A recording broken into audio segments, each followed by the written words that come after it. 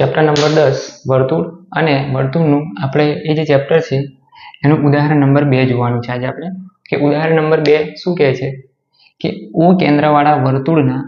કોઈક ઓ કેન્દ્રવાળું જેનું કેન્દ્ર ઓ છે એવું વર્તુળ આપેલું છે એ વર્તુળના બહારના બિંદુ ટી માંથી જે વર્તુળ છે એ વર્તુળની બહાર કોઈક બિંદુ ટી છે અને ટી માંથી વર્તુળને બે સ્પર્શકો ટીપી અને ટીક્યુ દોરેલા છે કે આ જે બહારનું જે બિંદુ ટી છે એ ટી માંથી વર્તુળને ટીપી અને ટીક્યુ બે સ્પર્શકો દોરેલા છે તો આના ઉપરથી આપણે એવું સાબિત કરવાનું છે કે ખૂણો પી ટી ક્યુ આ જે ખૂણો છે એ ખૂણો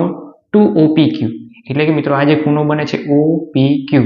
આના કરતા કેવો છે બે ગણો 2OPQ એટલે એવું કહેવા માંગે છે આ જે ખૂણો છે એ આ ખૂણા કરતા કેવો હશે હંમેશા બમણો હશે એવું આપણે સાબિત કરવાનું છે એટલે કે મિત્રો જો આ ખૂણો 60 હોય તો આ ખૂણો કેટલાનો હશે મિત્રો 30 હશે એ રીતે આપણે સાબિત કરવાનું છે તો મિત્રો સૌથી પહેલા આ દાખલો છે એને આપણે સાબિતી આપવા માટે સૌથી પહેલા આપણે શું કરીશું આ જે ખૂણો ટી છે એને આપણે થીટા ધારી લઈશું બરાબર છે જોઈએ આગળ આપણને ખબર છે પ્રમાણે કે વર્તુળની બહારનું બિંદુ કોઈક હોય અને વર્તુળની બહારના બિંદુમાંથી જો કોઈ વર્તુળને બે સ્પર્શકો દોરવામાં આવે તો બંને સ્પર્શકોની લંબાઈ સમાન હોય તેવું આપણે પ્રમેય 10.2 ની અંદર બની ગયા છે માટે એ પ્રમેય ઉપરથી આપણે લખી શકીએ કે ટી થી પી જે સ્પર્શક છે ટીપી જે સ્પર્શક છે એ કોના જેટલો હશે ટીક્યુ જેટલો હશે ટીપી બરાબર ટીક્યુ તો મિત્રો આપણે એવું કહી શકીએ કે આ જે ત્રિકોણ બને છે કયો ત્રિકોણ ટીપીક્યુ એ ત્રિકોણ ટીપીક્યુ ની અંદર આ જે બે બાજુ છે એ બે બાજુઓ કેવી છે સરખી છે અને જો કોઈ પણ મિત્રો સમદ્વિ બાજુ ત્રિકોણ હોય અને જો બે બાજુઓ સરખી હોય તો તેની આ બાજુની સામેનો ખૂણો આ અને આ જે બાજુ છે એની સામેનો ખૂણો આ એ બંને ખૂણા પણ કેવા હોય સરખા હશે તો મિત્રો આપણે અહીં લખી શકીએ કે ટીપી ની સામેનો ખૂણો કયો છે મિત્રો PQT અથવા તો TQP ટીપી ની સામેનો ખૂણો છે TQP એ કયા ખૂણા બરાબર હશે આ જે ખૂણો છે એ ખૂણો આ ખૂણા બરાબર હશે એટલે કયો ખૂણો મિત્રો TPQ એના બરાબર આપણે લખી શકીએ TPQ બરાબર છે મિત્રો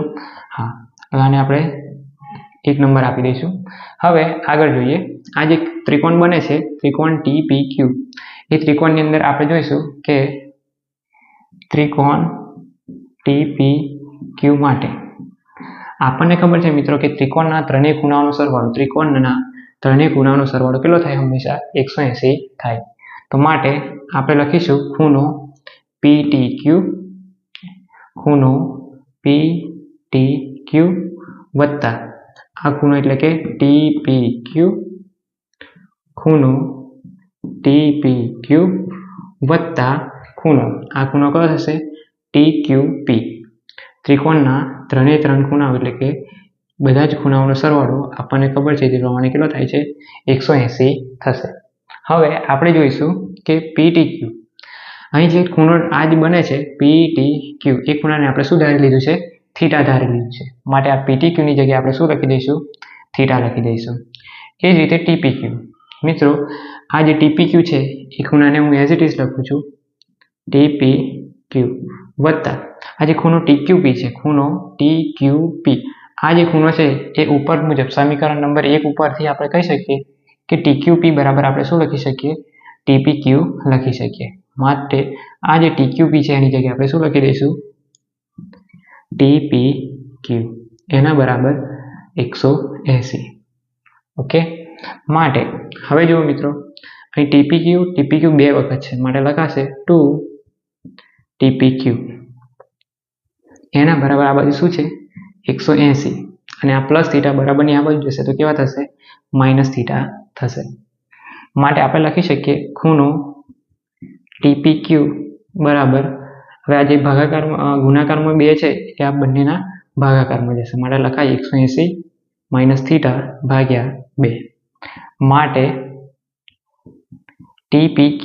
એના બરાબર શું લખાશે 180 ભાગ્યા 2 કરશો આ બંનેને છેદ આપણે અલગ અલગ આપીશું તો 180 ભાગ્યા 2 થશે તો લખાશે 90 માઇનસ અહીં શું લખાશે θ/2 અત્યારે આપણે આને બોક્સ કરીશું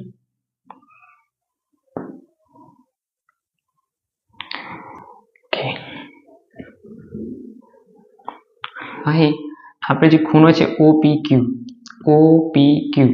એટલે કે આ જે ખૂણો છે એ ખૂણો મેળવવા માટે શું કરીશું તો કે આખો જે ખૂણો બને છે OPT, આ જે ખૂણો OPT છે એ OPT માંથી આપણે QPT એટલે કે આ જે ખૂણો છે એને બાદ કરી દઈએ તો મિત્રો તમને આ ખૂણો મળી જાય. હું અહીંયા લખું છું કે અહીં ખૂણો, કયો ખૂણો મિત્રો? OPQ, ખૂણો OPQ એના બરાબર આપણે શું લખી શકીએ તો કે આખો ખૂણો OPT જે છે, આખો ખૂણો OPT,